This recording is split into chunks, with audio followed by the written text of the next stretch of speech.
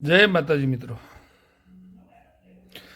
રાત્રે 2 વાગે મારા મિત્ર રાજકોટથી પ્રશાંતભાઈ શાણીનો ફોન આવ્યો.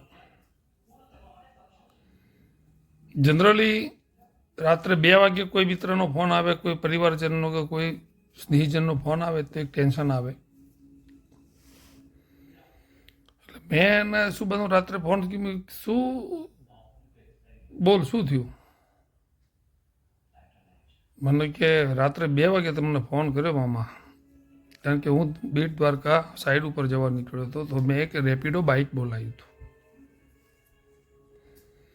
ચેતનભાઈ કરીને આ બાઇક લઈને રેપિડો આવ્યા છે. એમની બંને કિડનીઓ ફેલ છે. સત્તો માણસ રાત દિવસ મહેનત કરે છે, સવારેથી બપોર સુધી, 5 વાગ્યાથી પાછો રાત્રે 3-4 વાગ્યા સુધી. રખડતા કૂતરાઓને દૂધ પીવડાવે છે. પોતાનો સંઘર્ષ કરી રહ્યો છે પોતે.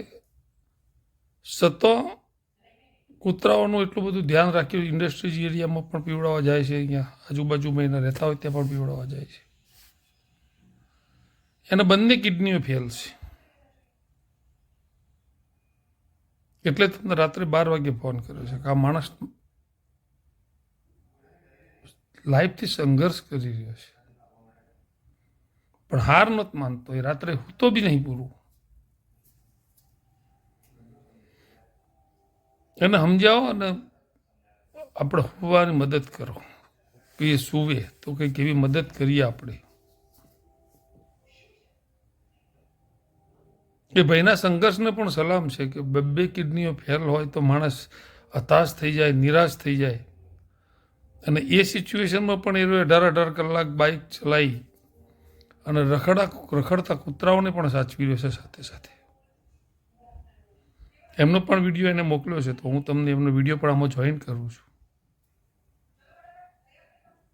આ ભાઈને થાય એટલી મદદ કરજો. એ હાર્યો નહીં, પણ એક કહેવત છે ને, તમે સાચા મનથી જ્યારે લડતા હોય ને ત્યારે ક્યારેક વિધાતાને નમવું પડે. એને સાબિત કર્યું છે કે હું હારીશ નહીં, હું લડીશ. એની લડતના ભાગીદાર થઈએ. આવા વ્યક્તિઓને આ સમાજના સહયોગની જરૂર હોય છે. મને કોઈ પૂછે કે દેશને આગળ લાવવા માટે શું કરવું પડે, તો હું એક જ શબ્દ કહું,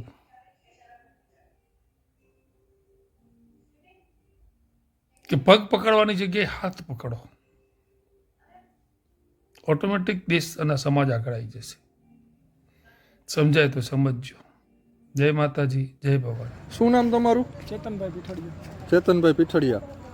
તમારી શારીરિક પરિસ્થિતિ શું છે? મને સાહેબ કિડની ફેલ છે. બે કિડની ફેલ છે. ડૉક્ટરે કીધું 2 કિડની ફેલ છે. ક્યારથી છે? 2019માં કોરોના ચાલુ છે ને ત્યારથી. બરાબર છે. અને અત્યારે તમે શું કામકાજ કરો? રેપિડોમાં વર્ક કરું. રેપિડોનું બાઇક ચલાવો. કેટલા વાગ્યાથી કેટલા વાગ્યા સુધી? સવારે 6 થી 12. હા. અને સાંજે 5-6 વાગે ચાલુ કરું તો રાતના 3 વાગ્યા સુધી. બરાબર છે. અને તમે આમાં તમે 2019માં તમે કંઈક કીધું કે તમારી કિડની ફેલ આવી અને પછી તમે કંઈક નિયમ લીધો. શું નિયમ લીધો તમે? આપણે જે રોડ ઉપર રખડતા કૂતરા હોય ને, હા, એને સાંજે દૂધ પીવડાવું છું. અને સવારે ઇન્ડસ્ટ્રીયલ એરિયામાં જાઉં, બરાબર, તો એમાં 1 થી 1.5 કલાક જોઈએ. તો સવારે ઇન્ડસ્ટ્રીયલ એરિયામાં ફિક્સ કે અહીંયા કૂતરાઓને આપણે ગોતવા પડે, જાળીમાં સંતાડા હોય, તો ગોતી અને કૂતરાઓને દૂધ પીવડાવું છું. આપણે જે ગોલાના જે વાટકા હોય ને ધોળા કલરના, એ ગોલાવાળા ભાઈ મને આપે છે. અને દૂધ મારે ગોતવું પડે, ક્યારેક ઘટ્યું હોય તો હું મારા પૈસાનું પીવડાવી દઉં. બરાબર છે. આ તમે એવું સેવાકીય કાર્ય કરો છો. તમારી 2 કિડની ફેલ છે છતાંય તમે નીંદર નથી કરતા, એવું થાય છે? પિત્તાશયમાં 2 કિડની તો છે, પણ પિત્તાશયમાં પથરી છે. પિત્તાશયમાં પથરી છે ભેગી. કાંઈ વાંધો નહીં, પણ અમે તમારી પાસેથી એક કમિટમેન્ટ માગીએ કે તમે જે સાવ નીંદર નથી કરતા, એ નીંદર તમારે મિનિમમ 6 થી 7 કલાકની નીંદર કરી, રાત દરમિયાન, દિવસે નહીં, રાત દરમિયાન 6 થી 7 કલાક નીંદર કરીને ડેઈલી અમને રિપોર્ટિંગ કરવાનું.